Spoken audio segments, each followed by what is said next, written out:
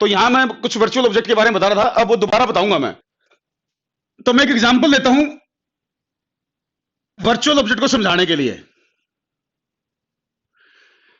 बेटा देखो, ये एक मिरर है, मैंने प्लेन मिरर का एग्जांपल लिया,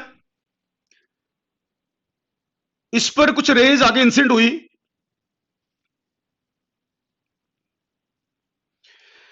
अब मैंने बताना वर्चुअल ऑब्जेक्ट किसे कहेंगे। अब देखो, ये जो रेज मैंने दिखा रखी हैं, आप ध्यान से देखो, तो ये रेज मैंने जस्ट दो रेज बना दी, मैंने ये नहीं बताया कि ये रेज कहां से आई।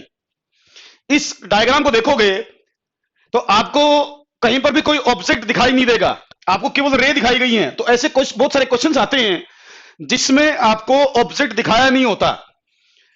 कई बार ऐसे क्वेश्चन मिलेंगे जिसमें केवल रे दिखाई होंगी आपको, तो इसका मतलब ठीक है बेटे, आवाज क्लियर है। तो अब जैसे ये रेज आई, इस मिरर पे टकराई, अगर ये मिरर नहीं होता, देखो देखो इस केस में मुझे ऑब्जेक्ट की लोकेशन पता ही नहीं। इस तरह के बहुत सारे मैं कह रहा हूं क्वेश्चंस मिलेंगे जिसमें ऑब्जेक्ट की लोकेशन दिखाई नहीं होती बट रेज दिखाई होती हैं। बट इस तरह के क्वेश्चंस में हमें कई जगह ऑब्जेक्ट की पोजीशन की जरूरत पड़ेगी। हमसे पूछा जाएगा कि भाई ये रेज किस ऑब्जेक्ट से माननी है, रेज हमें समझानी है कि भाई इसके लिए मैं ऑब्जेक्ट कहां मानूं। तो ऑब्जेक्ट मुझे समझाना भी ऑब्जेक्ट कहां लेना, इस तरह के केसेस में जहां ऑब्जेक्ट दे ना रखा हो। तो आप क्या करो, जैसे अगर ये मिरर नहीं होता, आप ये देखो, अगर ये मिरर नहीं होता, अगर ये मिरर, अब तो देखो मिरर रखा हुआ है, ये रेज यूं चलेगी मिरर रखने के बाद, तो मिरर रखने के बाद ये रेज आ गई यहां, इसका मतलब ये रेज रिफ्लेक्ट हो गई, यहां आ गई और यहां बन गई इमेज, ये इमेज बन गई इसकी। लेकिन आपसे पूछा जाएगा भी ये जो इमेज बनी है ये किस ऑब्जेक्ट की बनी है, ये किस ऑब्जेक्ट की इमेज बनी है, बट ऑब्जेक्ट हमें दिखाई दे ही नहीं रहा, ऑब्जेक्ट है कहां। तो इस तरह के केसेस में हमें एक काल्पनिक ऑब्जेक्ट लेना होता है, काल्पनिक ऑब्जेक्ट मतलब वर्चुअल ऑब्जेक्ट। इस तरह के केसेस में हमारे पास कोई रियल ऑब्जेक्ट नहीं अवेलेबल है, डायग्राम में हमें नहीं पता कहां। मैंने कहा भी ये रेज इस पर टकराई और हमें पता ही नहीं था कि ये इसने इमेज बनाई, तो हमें इसमें एक्चुअल ऑब्जेक्ट नहीं पता। तो जब हमें एक्चुअल ऑब्जेक्ट नहीं पता तो हमसे ऑब्जेक्ट की जरूरत पड़ेगी, तो हमें पूछेगा ऑब्जेक्ट कहां है। तो हमें लेना पड़ेगा एक काल्पनिक ऑब्जेक्ट जिसको हम बोलेंगे वर्चुअल ऑब्जेक्ट। तो वर्चुअल ऑब्जेक्ट लेने का तरीका समझो, एक बार ध्यान से सुनो, लिखो कम सुनो ज्यादा। तो बेटा आप क्या करें, ये जो रेज आई ना, अब ये देखो कि अगर ये मिरर ना होता, अगर ये मिरर नहीं होता तो ये रेज कहां जाती, ये वाली रे यूं आती, ये वाली रे यूं जाती। अगर मिरर नहीं होता तो ये रेज इस पॉइंट पर जाके मिलती, मान लो ये पॉइंट है ओ, तो विदाउट मिरर ये रेज इस ओ पॉइंट पर जाके मिलती। तो ये जो कन्वर्जिंग पॉइंट है जहां इन्होंने कन्वर्ज करना था, जहां इन्होंने कन्वर्ज करना था, अगर मिरर नहीं होता तो ये जो पॉइंट है विदाउट मिरर इस पॉइंट पर ये कन्वर्ज करती। तो बेटा ये जो पॉइंट है इसको बोला जाएगा वर्चुअल ऑब्जेक्ट। इस कन्वर्जिंग पॉइंट को वर्चुअल ऑब्जेक्ट बोलेंगे। अगर कोई मेरे से अब ये पूछेगा कि ये इमेज किसकी बनी, तो मैं कहूंगा इस ओ की बनी। बट ओ पर तो अगर एक्चुअल में देखा जाए तो ओ पर कुछ भी नहीं है, लेकिन एक्चुअल में यहां कुछ है नहीं, तभी इसका नाम वर्चुअल है, तभी ये काल्पनिक ऑब्जेक्ट के तौर पर ट्रीट किया जाएगा। तो इस ओ को वर्चुअल ऑब्जेक्ट के तौर पर, मतलब काल्पनिक ऑब्जेक्ट के तौर पर कंसीडर करके आप कैलकुलेशंस करेंगे।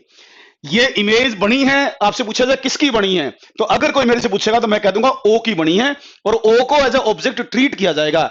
जबकि यहां कुछ नहीं है, ऑब्जेक्ट के तौर पर केवल मानना है इसको, इसीलिए इसका नाम वर्चुअल ऑब्जेक्ट है, इसलिए इसका नाम काल्पनिक ऑब्जेक्ट है। तो ये ऑब्जेक्ट मान के आप इमेज के बारे में एक्सप्लेन कर दोगे, किसकी बनी, क्यों बनी, सब कुछ बताया जा सकता है। तो ये जो कन्वर्जिंग पॉइंट है, अगर मिरर नहीं होता तो जिस पॉइंट पर इन रेज ने कन्वर्ज करना था, ये पॉइंट आपका ऑब्जेक्ट के तौर पर ट्रीट किया जाएगा थ्योरेटिकल स्टडीज के लिए, क्वेश्चंस को सोल्व करने के लिए। तो ये ऑब्जेक्ट है नहीं, ऑब्जेक्ट के तौर पर माना जाएगा, इसलिए इसका नाम वर्चुअल ऑब्जेक्ट है। It is not a real object, क्योंकि रियल में तो कुछ है ही नहीं, ये तो तरीका बनाया है क्वेश्चंस को स्टडी करने का। ये आपकी इस तरीके से वर्चुअल ऑब्जेक्ट ट्रीट। अच्छा एक एग्जांपल लिया, और एग्जांपल लेता हूं मैं, एक लेंस का एग्जांपल ले लूं मैं। आपको शायद पता होगा, इस लेंस का नाम तो पता ही होगा मेरे ख्याल से। आपको पता है इसको कौन सा लेंस बोलते हैं? मेरे ख्याल से इसको बोलते हैं कन्वेक्स लेंस। क्या बोलते हैं इसे? Convex lens. तो मैं इसमें वर्चुअल ऑब्जेक्ट का एक और एग्जांपल लेता हूं। जैसे रेज आई, यो रेज आई। अब बताओ, आपको पता है ये जो लेंस है कन्वर्ज करता है बीम को, ये नजदीक मिला देता, कन्वर्जिंग लेंस होता है ये, कन्वर्जिंग लेंस। तो ये रेज को यूं मिला देगा, कन्वर्ज कर देगा। अब इसने रेज को कन्वर्ज कर दिया, यहां मिला दिया। अब रेज यहां मिली तो मैं कहूंगा ये इमेज बनी, ये बनी इमेज। लेकिन आपसे पूछा किसकी बनी भाई? इमेज तो बन गई, लेकिन कोई ऑब्जेक्ट तो होगा जिसकी बनी है। अब ये इमेज किसकी बनी? मेरे पास तो ऑब्जेक्ट दिख ही नहीं है, मुझे तो पता ही नहीं कहां है ऑब्जेक्ट, क्योंकि मेरे को तो रे दिखा रही क्वेश्चन में। ये रे आई, इसने बोला यहां इमेज बनी। अब मेरे से पूछेगा भाई ऑब्जेक्ट बताओ, ऑब्जेक्ट कहां है? लेकिन मुझे दिख ही नहीं रहा कोई ऑब्जेक्ट, मैं कैसे बताऊं? तो भाई फिजिक्स में इस तरह के क्वेश्चन को सोल्व करने के लिए वर्चुअल ऑब्जेक्ट का कॉन्सेप्ट लगा दिया। तो वर्चुअल ऑब्जेक्ट कैसे बताऊं? तो मैं क्या करूंगा, मैं ये सोचूंगा कि अगर ये लेंस ना होता, अगर ये लेंस नहीं होता तो ये रेज कहां जाती?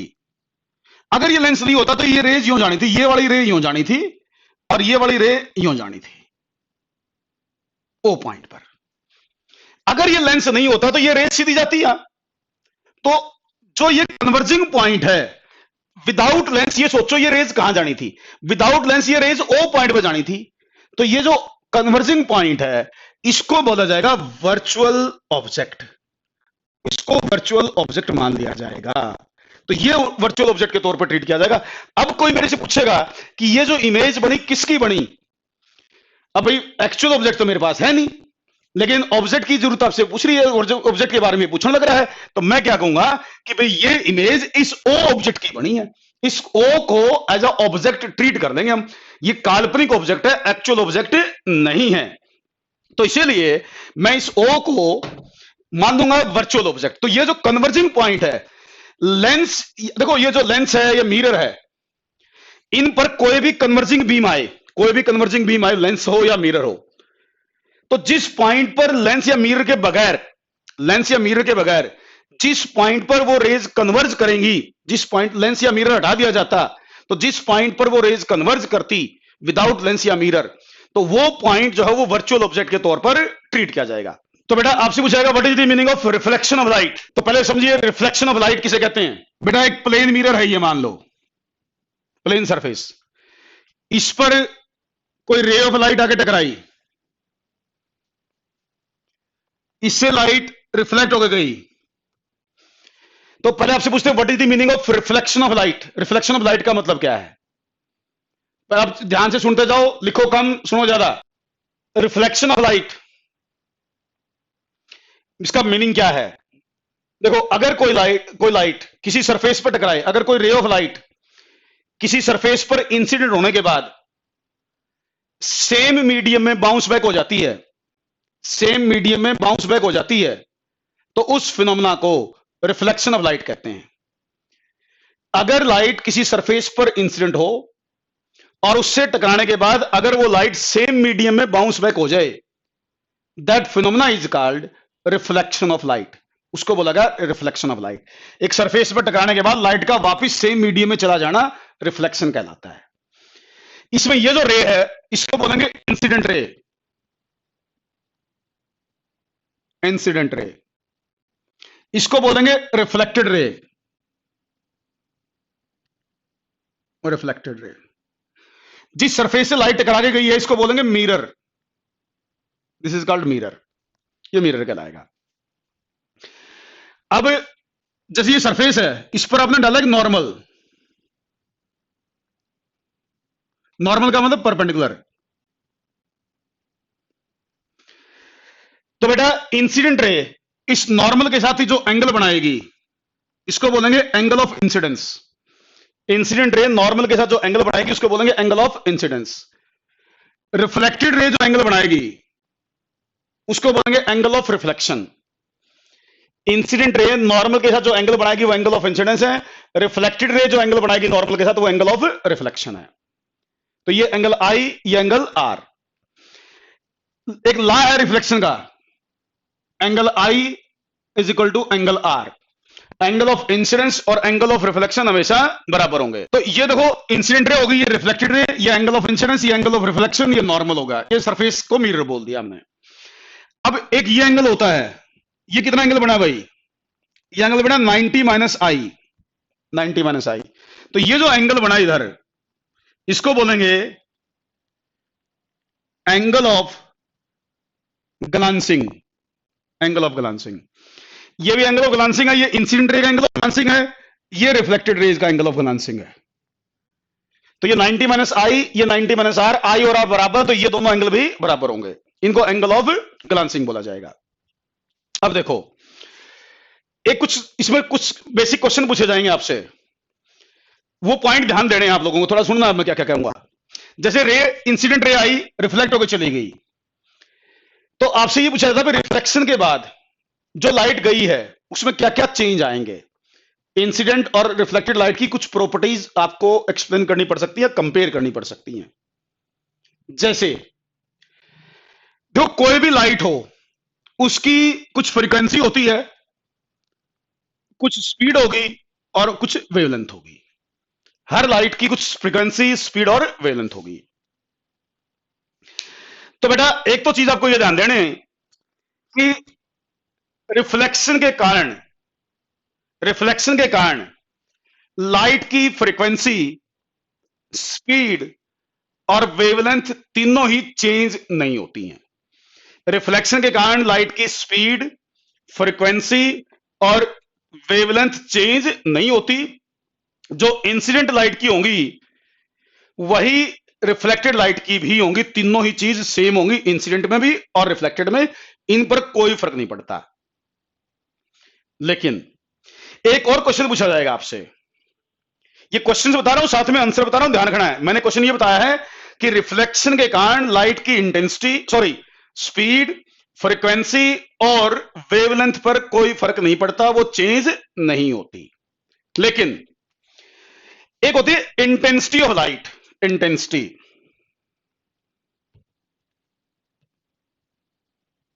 Of light.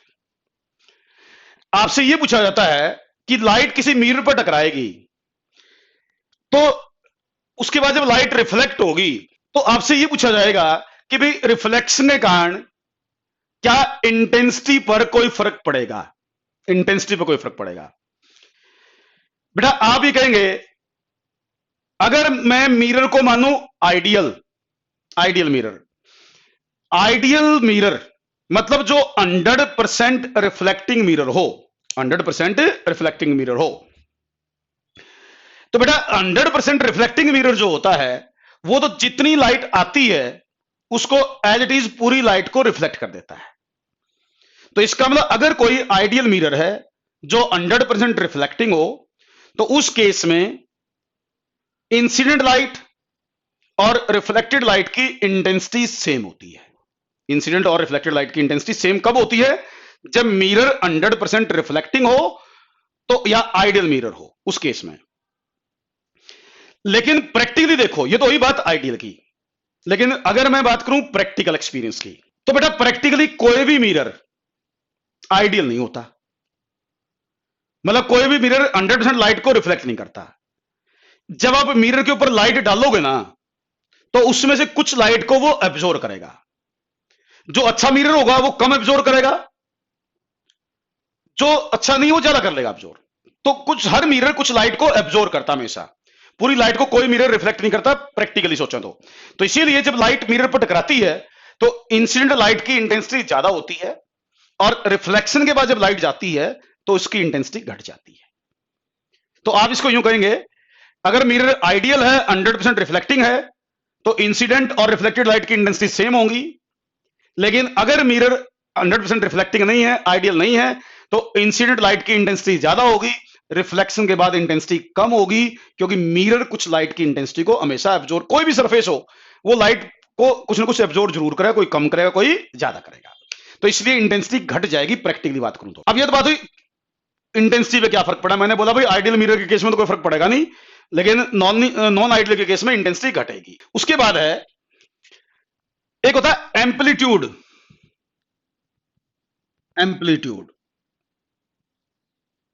बेटा देखो, अगर लाइट की इंटेंसिटी घटेगी तो एम्पलीट्यूड भी घटेगा। अगर लाइट की इंटेंसिटी घटेगी तो एम्पलीट्यूड भी घटेगा। एम्पलीट्यूड जो है, इंटेंसिटी जो होती है वो proportional to square of amplitude होती है। Intensity is proportional to square of amplitude. तो अगर इंटेंसिटी घटी तो इंटेंसिटी और एम्पलीट्यूड प्रोपोर्शनल है, तो एम्पलीट्यूड भी घटेगा। तो आइडियल मिरर में तो इंटेंसिटी और एम्पलीट्यूड दोनों सेम रहते हैं, बट नॉन आइडियल में इंटेंसिटी भी घटती है और एम्पलीट्यूड भी घटता है। तो प्रैक्टिकली दोनों चीज घटती हैं, ये ध्यान रखना है, क्योंकि कोई भी मिरर 100% रिफ्लेक्ट कभी नहीं करता। एक बच्चे ने मेरे से पूछा हुआ क्वेश्चन कि अगर मिरर नॉन आइडियल हो तो क्या आई और आर बराबर होंगे?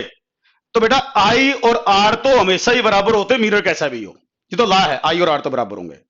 देखो बेटे, निशांत ने ये पूछा है, मैंने ये बताया भी इंसिडेंट लाइट और रिफ्लेक्टेड लाइट की तीनों चीज सेम है। तो निशांत ने ये पूछा हुआ है कि भाई ये तीनों चीज सेम क्यों हैं? फ्रीक्वेंसी, स्पीड और वेवलेंथ रिफ्लेक्शन के बाद चेंज क्यों नहीं हुई? अब ये चीज क्यों, इसका मैं जवाब देता हूं। पहले निशांत का क्वेश्चन है, बाकी भी ध्यान से सुनो, बहुत अच्छा क्वेश्चन बच्चे ने पूछा है ये। तो बेटा मैं एक चीज बता दूं आप लोगों को, ये जो फ्रीक्वेंसी होती है ना, फ्रीक्वेंसी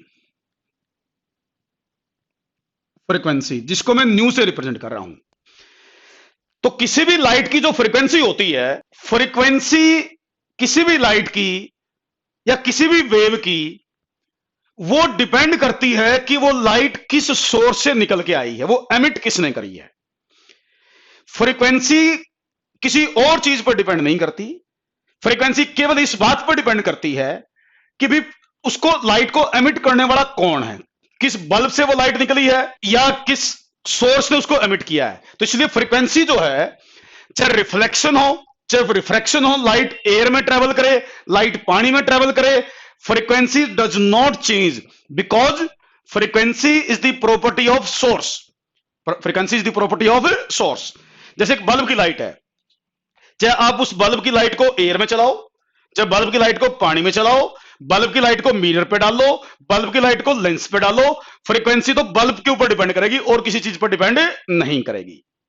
इसीलिए रिफ्लेक्शन के कारण फ्रीक्वेंसी चेंज नहीं हुई। मैं सार्थक का ये जवाब दे दिया मैंने। Frequency does not depend on any phenomena, that only depends on the source. अब बात है ये तो फ्रीक्वेंसी की। फिर बच्चे ने पूछा भी तीनों ही चीज चेंज नहीं हुई, यहां तो आपने बोला फ्रीक्वेंसी समझ में आया होगा मेरे ख्याल से कि frequency only depends on source, वो फिनोमेना पर डिपेंड नहीं करती किसी भी, चाहे रिफ्लेक्शन हो चाहे रिफ्रैक्शन हो। अब बात है स्पीड की। फिर दूसरा क्वेश्चन भी, स्पीड क्यों नहीं चेंज हुई जी? फ्रीक्वेंसी तो मैंने समझा दिया कि वो तो सोर्स पर डिपेंड करेगी, वो फिनोमेना पर डिपेंड करेगी नहीं, इसलिए फ्रीक्वेंसी तो चेंज हुई नहीं। अब बात है कि स्पीड क्यों नहीं चेंज हुई? बेटा स्पीड इसलिए चेंज नहीं हुई क्योंकि लाइट की स्पीड डिपेंड करेगी मीडियम पर। अब लाइट, ये वाली इंसिडेंट लाइट और रिफ्लेक्टेड लाइट सेम मीडियम में चल रही है, जिस मीडियम में ये रही उसी मीडियम में bouncing back in same medium. Definition ये कहती है कि जिस मीडियम से लाइट आई थी वापस उसी मीडियम में चली गई, तो इसका लाइट सेम मीडियम में बाउंस बैक कर गई। तो इसका मतलब ये होगा कि जो स्पीड है वो सेम मीडियम रहने के कारण स्पीड भी कांस्टेंट, क्योंकि स्पीड तो मीडियम पर डिपेंड करती थी। इंसिडेंट लाइट और रिफ्लेक्टेड लाइट दोनों ही सेम मीडियम में है, इसलिए स्पीड भी सेम रहेगी, तो स्पीड भी चेंज नहीं हुई। तीसरी बात वेवलेंथ की आती है कि वेवलेंथ क्यों नहीं चेंज हुई? बेटा अभी थोड़ी देर पहले मैंने कल एक फार्मूला लिखा था, frequency is equal to c by lambda या lambda is equal to c by nu. एक फार्मूला होता है, ये लिखवाया होगा कल शायद मैंने आपको। अब lambda is equal to c by nu, आपने कहा भी सी तो इसलिए चेंज नहीं हुई क्योंकि मीडियम सेम है। सी क्यों नहीं चेंज हुई? क्योंकि मीडियम सेम है। फ्रीक्वेंसी क्यों नहीं चेंज हुई? क्योंकि फ्रीक्वेंसी तो फिनोमेना पर डिपेंड ही नहीं करती, तो सोर्स पर डिपेंड करती थी। तो इस इक्वेशन में राइट साइड में दोनों चीजें सेम है, ना फ्रीक्वेंसी स्पीड चेंज हो रही ना वेवलेंथ चेंज हो रही, ना सॉरी स्पीड भी चेंज नहीं हुई फ्रीक्वेंसी भी चेंज नहीं हुई। अगर ये दोनों ही चीज चेंज नहीं होगी तो इनकी रेशो कांस्टेंट रहेगी। इन दोनों की रेशो वेवलेंथ है, ये भी सेम, तो लैम्डा अपने आप सेम आ जाएगा। तो इसीलिए वेवलेंथ भी चेंज नहीं हुई, क्योंकि स्पीड और फ्रीक्वेंसी की रेशो के बराबर वेवलेंथ है और ये दोनों ही चीजें कांस्टेंट हैं। अगर ये दोनों ही चीजें कांस्टेंट हैं तो वेवलेंथ भी कांस्टेंट होगी। तो मैंने बताने की कोशिश की भी तीनों चीज सेम क्यों हैं। आपके लिए तो वैसे तो ये याद रखना चाहिए कि चीजें कांस्टेंट रहेंगी, स्पीड फ्रीक्वेंसी और वेवलेंथ चेंज नहीं होती ड्यू टू रिफ्लेक्शन। चेंज होती तो इंटेंसिटी चेंज होती है। एक बच्चे ने पूछा इंटेंसिटी क्या होती है? बेटा मोटे तौर पर अभी अंडरस्टैंडिंग के लिए मैं बता देता हूं कि इंटेंसिटी का मतलब मोटे तौर पर क्या है। वैसे एक्चुअल डेफिनेशन तो होती है इंटेंसिटी का मतलब पावर बाय एरिया, इंटेंसिटी होती है पावर बाय एरिया। एक बच्चे ने पूछा हुआ है कि इंटेंसिटी क्या होती है जी ये, तो न्यूमेरिकली तो पावर बाय एरिया को इंटेंसिटी कहते हैं। निशांत आ गया बेटा, वेरी गुड। चलो अब मैं इसका जवाब देता हूं। बच्चे ने पूछा व्हाट इज इंटेंसिटी। इंटेंसिटी मतलब पावर बाय एरिया, और पावर होती है एनर्जी पर सेकंड। पावर क्या होती है? एनर्जी पर सेकंड। तो आपसे पूछे इंटेंसिटी का मतलब क्या है, ये तो न्यूमेरिकल वैल्यू है। समझने के लिए इंटेंसिटी का मतलब मीनिंग समझ लो। मोटे तौर पर अंडरस्टैंडिंग के लिए बता दूं, इंटेंसिटी का मतलब है बेटा, जैसे कोई बल्ब है, एक बल्ब ज्यादा ब्राइट है, ज्यादा लाइट दे रहा है, एक बल्ब कम लाइट दे रहा है। अंडरस्टैंडिंग के लिए इतना समझ लो कि जो बल्ब डिम दिखे, जिसकी लाइट डिम दिखाई दे आपको, इसका मतलब उसकी इंटेंसिटी कम है। जो बल्ब ज्यादा ब्राइट दिखे, आपको लगे जैसे ज्यादा लाइट देने लग रहा है, ज्यादा ब्राइटनेस उसकी ज्यादा है, इसका मतलब उसकी इंटेंसिटी ज्यादा है। तो इंटेंसिटी मोटे तौर पर समझाने के हिसाब से बोलूं अगर मैं, वैसे टेक्निकली तो है पावर बाय एरिया। तो दूसरा मैंने बताया भी इंटेंसिटी मोटे तौर पर क्या है, जैसे बल्ब दो, एक कम लाइट दे रहा है तो इसका मतलब उसकी इंटेंसिटी कम है, एक ज्यादा लाइट दे रहा है तो इसका मतलब उसकी इंटेंसिटी ज्यादा है। जो कम ब्राइटनेस का दिखाई दे बोल देना इंटेंसिटी कम है, जो ज्यादा ब्राइटनेस का दिखाई दे बोल देना इंटेंसिटी ज्यादा है। न्यूमेरिकली ये पावर बाय एरिया के बराबर है। ठीक, एक बच्चा है उसने पूछा था इंटेंसिटी क्या है, और एम्पलीट्यूड आपको बेटा समझ में आएगा 11th में, या तो अपने 9th में पढ़ा होना चाहिए था, या 11th में समझ में आएगा एम्पलीट्यूड। अब इतना समझ लो कि भी किस चीज पर क्या फर्क पड़ेगा। अब लिख लो laws of reflection. Laws of reflection लिखो, एक बार नोट करो ये लॉज ऑफ रिफ्लेक्शन, हेडिंग डालो और दो लॉ लिखो, दो लॉ लिखो, दो नोट करो। In case of reflection, angle of incidence and angle of reflection are always equal. यह है फर्स्ट लॉ। इसका मतलब था angle I equal to angle R, angle I equal to angle R. ये चीज नोट करो, इसको हमने फर्स्ट लॉ का नाम दे दिया। Angle of incidence is equal to angle of reflection, तो यही लॉ के फॉर्म में। उसके बाद लिखो second law. Second law, second law के अकॉर्डिंग आप लिखो the incident ray, reflected ray and normal to the mirror are always in same plane. The incident ray, reflected ray and normal to the mirror are always in same plane, are always in same plane। जैसे मैं example देके समझाता हूं, जैसे mirror है, इस पर ये लाइट टकराई, रिफ्लेक्ट होके गई, ये नॉर्मल था, तो इंसिडेंट रे, नॉर्मल और ये रिफ्लेक्टेड रे तीनों ही तीनों प्लेन ऑफ बोर्ड में है। इसका मतलब all three are in same plane, it means all three are in same plane. ये इंसिडेंट है, ये नॉर्मल है और ये रिफ्लेक्टेड है, तो ये तीनों ही तीनों सेम प्लेन में हैं। इसको हम सेकंड लॉ ऑफ रिफ्लेक्शन के नाम से बोलते हैं। फर्स्ट लॉ दोबारा बताता हूं, बच्चे ने पूछा रिपीट दी फर्स्ट लॉ। आप लिखो according to first law of reflection, in angle of incidence and angle of reflection are always equal. Angle of incidence and angle of reflection are always equal. इसी को बोलेगा first law. Angle of incidence and angle of reflection are always equal. तो ये second law था कि incident, normal और reflected तीनों ही same plane में होंगे, ये सेकंड लॉ है। अब एक तो ये हो गया बेटा कि तीनों दो लॉ आपको याद होने चाहिए, एंगल आई। और एक मैं बच्चे को बता दूं, किसी ने रेगुलर इरेगुलर रिफ्लेक्शन के बारे में पूछा है, पहले वो बता देता हूं मैं। आप लिखो रेगुलर रिफ्लेक्शन, रेगुलर रिफ्लेक्शन। एक होता है इरेगुलर रिफ्लेक्शन, इरेगुलर रिफ्लेक्शन।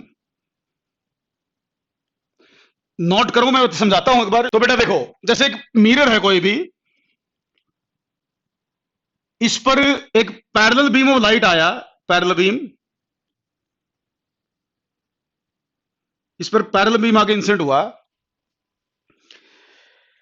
अगर ये मिरर 100% स्मूथ हो, कोई भी सरफेस अगर 100% स्मूथ हो, तो बेटा पैरेलल बीम अगर इस पर आके टकराएगा तो पैरेलल बीम ही रिफ्लेक्ट होगा। अगर कोई सरफेस या कोई मिरर 100% स्मूथ हो तो उस केस में अगर किसी सरफेस पर एक पैरेलल बीम आगे टकराएगा तो पैरेलल बीम ही रिफ्लेक्ट होगा। तो उस तरह के रिफ्लेक्शन को बोलेंगे regular reflection, that is called regular reflection. यह तब होता है जब कोई भी रिफ्लेक्टिंग सरफेस 100% स्मूथ होता है। जब कोई सरफेस 100% स्मूथ होता है तब ऐसा होता है। लेकिन प्रैक्टिकली कोई भी सरफेस, चाहे वो मिरर हमने ग्लास का बना लिया, कोई मेटल सरफेस का बना लिया, कोई भी मिरर हो, जैसे एक बच्चे ने पूछा क्वेश्चन, जो दीवार है, चाहे दीवार, कोई भी चीज जो लाइट को रिफ्लेक्ट करती है वो 100% स्मूथ नहीं होती। तो रेगुलर रिफ्लेक्शन एक थ्योरेटिकल कॉन्सेप्ट है।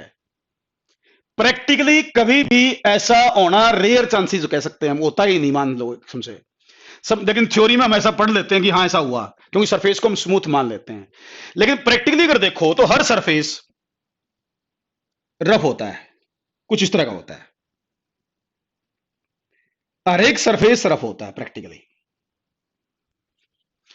आपको जैसे बोर्ड है, बोर्ड आपको लगेगा कि सरफेस स्मूथ है, कि क्या आइडियल मिरर के केस में रेगुलर रिफ्लेक्शन होगा। आइडियल से मेरा मतलब वहां था जो 100% रिफ्लेक्टिंग हो। रेगुलर या इरेगुलर इस बात पर डिपेंड करता है कि सरफेस स्मूथ है या रफ है। तो कोई भी मिरर प्रैक्टिकली स्मूथ नहीं होता, हर मिरर रफ होता है। तो देखने में हमें दिखाई ना दे, अगर माइक्रोस्कोप से देखा जाए ना किसी भी सरफेस को, आप माइक्रोस्कोप से देखो तो आपको कुछ इस तरह का दिखाई देगा वो सरफेस। तो हर मिरर प्रैक्टिकली रफ होता है। अब रफ सरफेस है, अगर इसके ऊपर लाइट आगे टकराए पैरेलल बीम की फॉर्म में, ये पैरेलल बीम इस पर आगे टकराया, तो जब पैरेलल बीम इस पर आगे टकराएगा तो जब रिफ्लेक्शन होगा ना तो ये पैरेलल बीम की फॉर्म में नहीं जाएगा। कोई रे किधर चली गई, कोई रे किधर चली गई। इसमें तो क्या होगा कि सारी रेज एक ही पैरेलल का मतलब क्या, सारी एक ही डायरेक्शन में चली गई। बट इसमें नहीं आई। इसमें क्या हुआ, आई तो एक ही डायरेक्शन से लेकिन गई अलग अलग डायरेक्शन में। तो इंसिडेंट तो पैरेलल बीम हुआ, रिफ्लेक्ट पैरेलल बीम नहीं हुआ। तो इस केस में क्या होगा, इसको बोलेंगे इररेगुलर रिफ्लेक्शन या डिफ्यूज्ड रिफ्लेक्शन। क्या बोलेंगे इसे, इररेगुलर रिफ्लेक्शन या डिफ्यूज्ड रिफ्लेक्शन। तो ये जो सर आपका रिफ्लेक्शन है, ये है इररेगुलर रिफ्लेक्शन या डिफ्यूज्ड रिफ्लेक्शन। अब कोई बच्चा ये पूछ सकता है, क्वेश्चन यहां ये बनता है, जो काम की बात है जो पूछने की है वो ये है, प्लेन मिरर भी रफ होता है। मैं कह रहा हूं हर सरफेस रफ होता है, हर सरफेस रफ होता है प्रैक्टिकली। हम कई बार थ्योरी में चीजों को नेग्लेक्ट कर देते हैं, वो चीजें अलग हैं अप्रोक्सीमेशन लगा के। हाँ, ला तो सब में एप्लीकेबल होंगे, ला की छोड़ो। क्वेश्चन ये बनता है कि रेगुलर में रेज पैरेलल आई, पैरेलल गई, इरेगुलर में पैरेलल आई, पैरेलल क्यों नहीं गई। क्वेश्चन ये बनता है कि इसमें ये पैरेलल क्यों नहीं गई। अब मेरी बात को ध्यान से सुनो, लिखो कम, सुनो ज्यादा, पहले एक बार मेरी बात को ध्यान से सुनो। आपसे ये पूछेंगे फिर इररेगुलर रिफ्लेक्शन में रेज पैरेलल आई थी लेकिन पैरेलल नहीं गई, कारण बताओ। इसमें रेज अलग अलग डायरेक्शन में क्यों गई। बेटा उसका कारण ध्यान से सुनो पहले। इसका कारण यह कि इसमें हर रे के लिए, जैसे मैं कुछ रे बना के दिखाता हूं आपको, जैसे ये वाली रे है, मैं यहां नॉर्मल डाल लूं तो इसका एंगल है I1। ध्यान से सुनना, एक बार लिखना मत, कुछ भी पहले समझो। मेरे समझाने के बाद कोई क्वेश्चन पूछे तो बच्चे तो पूछना, पहले समझ लो इसको। मैं ये समझाने की कोशिश कर रहा हूं कि इसमें रेज पैरेलल बीम की फॉर्म में क्यों नहीं गई, कारण क्या है। बेटा इसमें देखो ये एंगल ऑफ इंसिडेंस है नॉर्मल के अकॉर्डिंग। इसमें मैं नॉर्मल डालता हूं दूसरी, एक तो पहली रे के लिए ये I1 एंगल ऑफ इंसिडेंस है, सेकंड रे के लिए ये एंगल ऑफ इंसिडेंस है। तो बेटा होता यह है कि अगर सरफेस रफ होगा, अगर सरफेस रफ होगा तो अलग अलग रेज के लिए एंगल ऑफ इंसिडेंस अलग अलग होगा। ध्यान से सुनना मेरी बात को।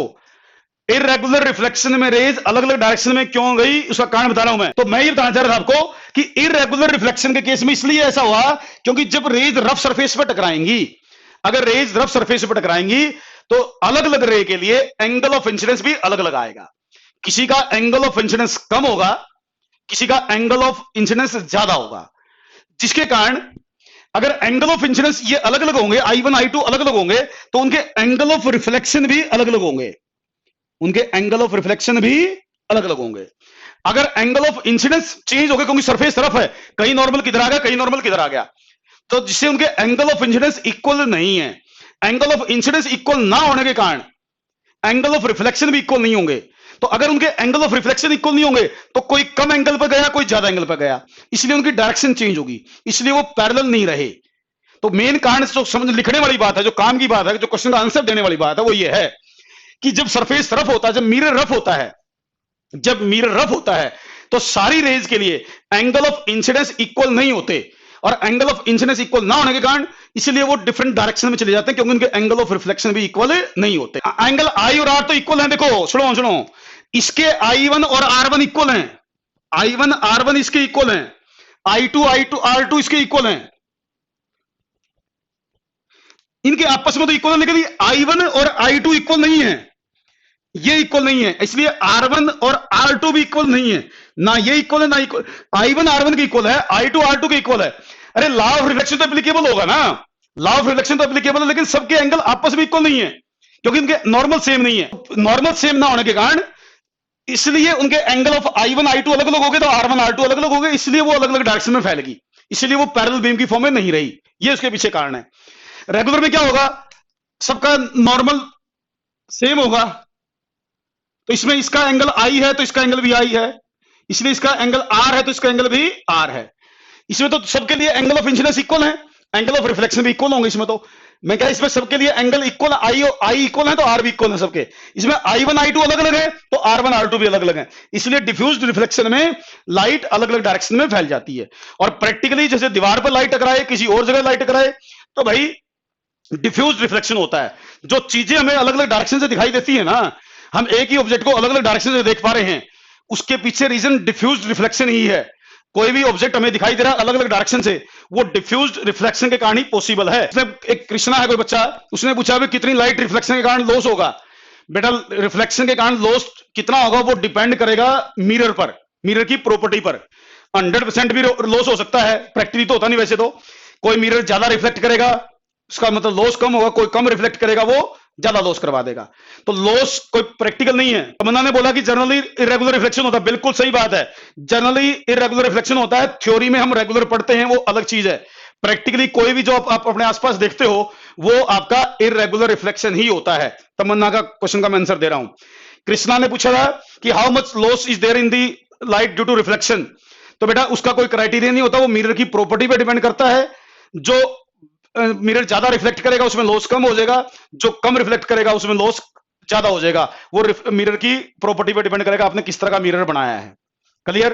प्लेन मिरर में एक है, अब देखो एडिंग डालो एंगल ऑफ डेविएशन, एडिंग डालो एंगल ऑफ डेविएशन। आगे में आप एडिंग डालो एंगल ऑफ डेविएशन, एडिंग डालिए एंगल ऑफ डेविएशन। एग्जांपल लेके समझाता हूं। बेटा मान लो ये प्लेन मिरर है, ये प्लेन मिरर है, मैं प्लेन मिरर का एग्जांपल ले रहा हूं शुरू में। मिरर कैसा भी हो सकता है, इस पर लाइट टकराई, रिफ्लेक्ट हो गई, इधर चली गई, ये था नॉर्मल, ये नॉर्मल था,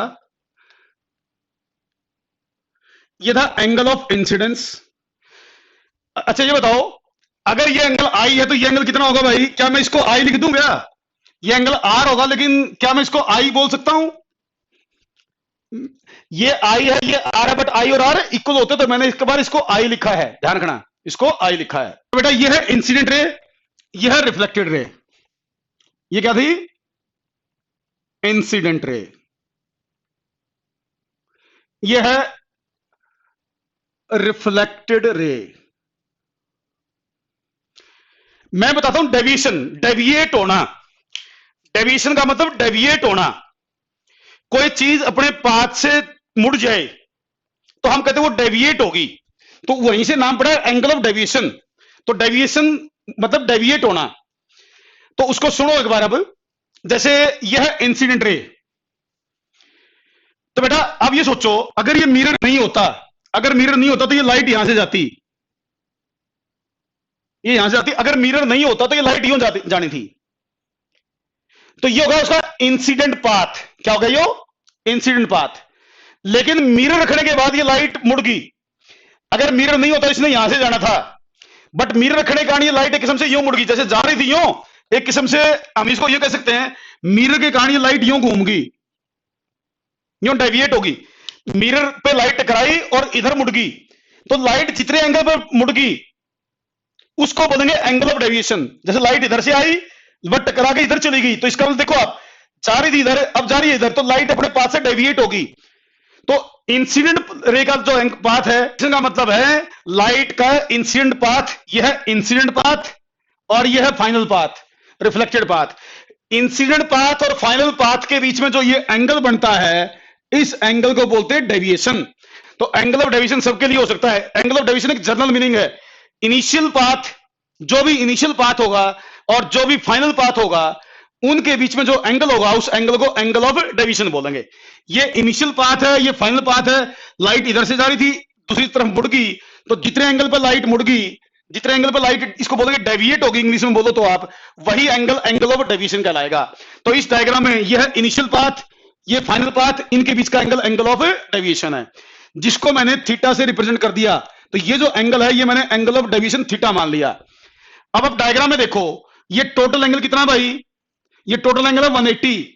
टोटल एंगल कितना है, ये 180। ये कितना है भाई, ये है 2i।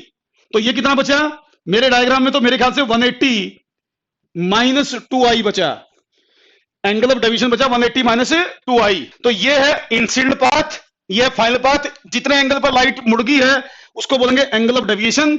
और डायग्राम में देखो, ये थीटा, इसको मैंने नाम दे दिया। तो ये एंगल टोटल 180 होता है, आपको पता होना चाहिए। ये एंगल होगा 2i, i इधर का, i इधर का, तो 180 में से 2i माइनस कर दो तो 180 माइनस 2i, ये एंगल ऑफ डेविएशन बचता है आपका। क्लियर? डेविएट मतलब अपने पाथ से मुड़ जाना, टेढ़ा हो जाना, डेविएट हो जाना, मतलब जनरल मीनिंग समझो इंग्लिश में उसका। वहीं से आगे चल के कई जगह आएगा एंगल ऑफ डेविएशन। डेविएशन का मतलब मोटे तौर पर आगे याद रख लो, इनिशियल पाथ और फाइनल पाथ के बीच का एंगल जो होता है उसको एंगल ऑफ डेविएशन कहते हैं। अब बाकी हम कल करेंगे, अभी क्लास का टाइम हो गया है।